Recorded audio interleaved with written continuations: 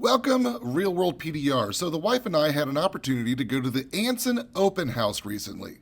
If you haven't been there, I highly recommend you go. It was a blast. We got to see a ton of tools and interact with a ton of great people. After the open house was over, we stayed for a couple extra days to do a little bit of training with Christina, the owner of Anson. She learned some blending, and I got exposed to some new tools that I'm going to show you. Hey, what's up, everybody? It's Jim from Real World PDR. I'm here at Anson, and today we are going to be training Christina on some blending, and it's really cool that we're doing this. Christina asked for it, and not that she's going to run off and do hail anytime soon or anything like that. It's so that she can better understand her customers, which is you guys, and what you guys need. So we'll be spending the day and some of tomorrow with Christina training blending. Watch out for a longer format YouTube video. It's going to be fun. Now, if I had to name one thing that I love to train my in-person trainees, it is absolutely blending. Those of you familiar with realworldpdr.com probably know my pond to an ocean technique and the way that I visualize blending. Training her on this was an absolute blast, as it always is. She even did my famous drill. Those of you that have trained in person with me know exactly what I'm talking about. She did a great job and seemed to have a lot of fun with the training, and I was at the Anson warehouse, so of course I had fun, because if you know me, playing with tools is my favorite thing in the world. And playing with any PDR tool is fun. But I have a particular fondness, and maybe even an obsession, with blending hammers. I love them so much, and they have so many. While I was at Anson, Christina actually exposed me to some new hammers I hadn't played with yet.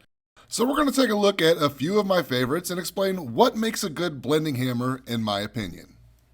So let's get right to it. The first thing we're going to take a look at is the head for your hammer, and this really does matter. The first type we're going to look at is this Drew's Tools hammer. You can see that both ends of the hammer head are threaded. This is going to be useful for somebody who would like to do more than one thing with their hammer. This type of hammer can be tweaked however you want and can serve multiple purposes. When just starting out, it is nice to have that kind of flexibility. The next type of hammer we're going to be looking at has one threaded end on the hammer head. Now this is the OG Rockhill from Carbon Tech. Now frankly, I feel like one interchangeable tip on your hammerhead gives you enough flexibility for most situations. The last hammerhead we're going to look at is one that is fixed. It has no threaded ends. This is the Glexo hammer. With this hammer, what you see is what you get. You've got one fat end and one precision end that both do the job beautifully. Now that hammer is going to be for somebody who wants more of just a dedicated blending hammer. Now the next thing you need to decide is what length of hammer is going to fit you best.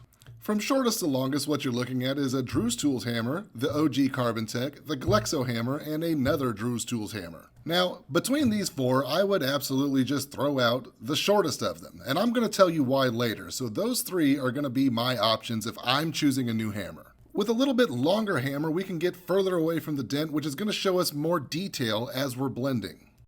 Next thing we're going to look at is holding your hammer. You want to be comfortable, and I want you to do it right. Now if you notice, almost every hammer on my wall, and there are a lot of them, have some kind of swell at the end of them. That has everything to do with how to correctly hold a blending hammer. Now I'm positive, the majority of that is going to come down to personal preference. So if you get a chance to, hold a couple. Maybe at the Anson open house next year. I don't know, shameless plug. Now this is pretty simple. Show me your hand. Put that swell in the palm of your hand and use your pointer finger to point down the length of the hammer. Your fingers wrapped around the swell should be very loose. You're not putting a death grip on this bad boy. Seeing it again with the Glexo hammer? Swell goes in the palm, finger points down the length, fingers very, very loose on the hammer. Now that's going to allow the hammer to do its job. The Glexo is also nice because it's got a flat side right there, and it allows you to index. So for the last section of choosing your hammer, we're going to look at the weight distribution, and to me, this is probably the most important thing. It's really simple. The weight of the hammer should be balanced towards the head. As you can see here, men, I know you've been balancing stuff on your finger forever. This is nothing new. Just do it with your hammer. As long as that balancing point is well past the center line of your hammer, hey, you're in business. You got it going on.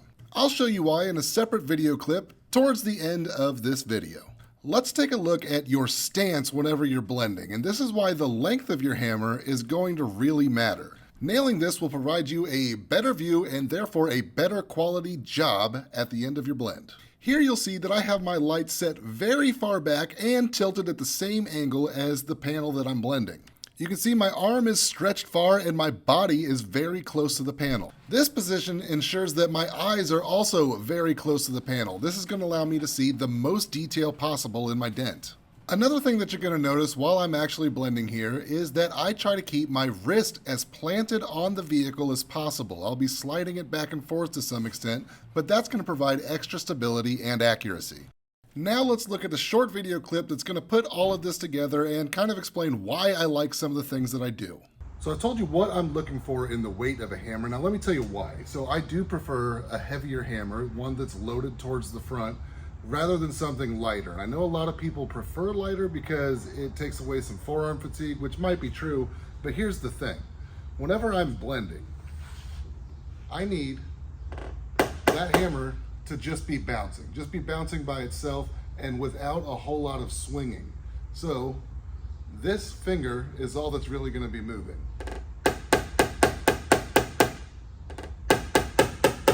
And that's more or less just to control the hammer. Now, with something like this is the Drew's Tools hammer, and he's got a lot of them. This one's just not my favorite, but it's not saying anything bad about Drew's Tools. With this one, it's a lot lighter, so to get that same action, currently it doesn't have a head on it, so I would have to swing this thing.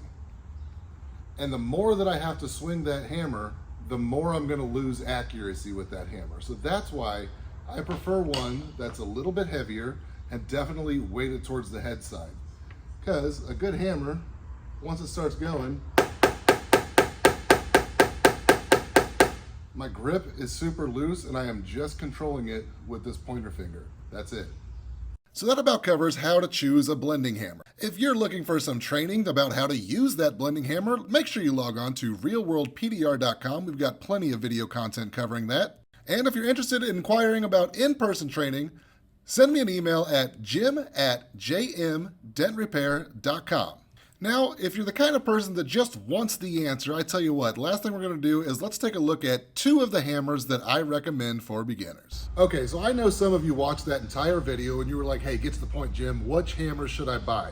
So let me show you the ones that I recommend these days. Now, the reason that this OG Carbon Tech was in that video so much is because I feel like that this is one of the first mass-produced blending hammers, and they just got it right. It is weighted perfectly, it feels great in the hand. The only drawback that I have is that the wide head, the blending side really, is a little wide and it does mess with your vision sometimes, but that's overshadowed by the fact that everything else is perfect.